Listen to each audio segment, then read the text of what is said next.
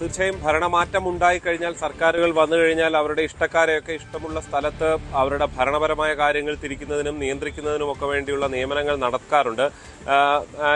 അത് സർക്കാർ വന്നിട്ടില്ല, മുഖ്യമന്ത്രി സത്യപ്രതിജ്ഞ ചെയ്തിട്ടില്ല. അതിനു മുൻപാണ് കോട്ടയത്തെ NGO അസോസിയേഷൻ ജില്ലാ കമ്മിറ്റി ഇങ്ങനെ ഒരു നീക്കം നടത്തിയിരിക്കുന്നത് എന്നുള്ളതാണ് കൗതുകകരമായുള്ളത്.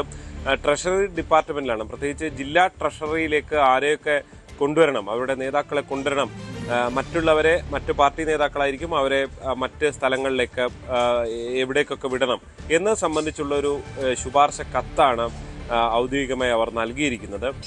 ഈ കത്ത് നൽകിയിരിക്കുന്നു എന്നത് മാത്രമല്ല, ഇത് പുറത്തു വരികയും ചെയ്തിരുന്നു. സാധാരണ ഇത്തരം നീക്കങ്ങളൊക്കെ സർക്കാരിന്റെ ഭാഗത്തായി ഉണ്ടാകാറുണ്ട്, സർവീസ് സംഘടനകളുടെ ഇടപെടലും ഉണ്ടാകാറുണ്ട്.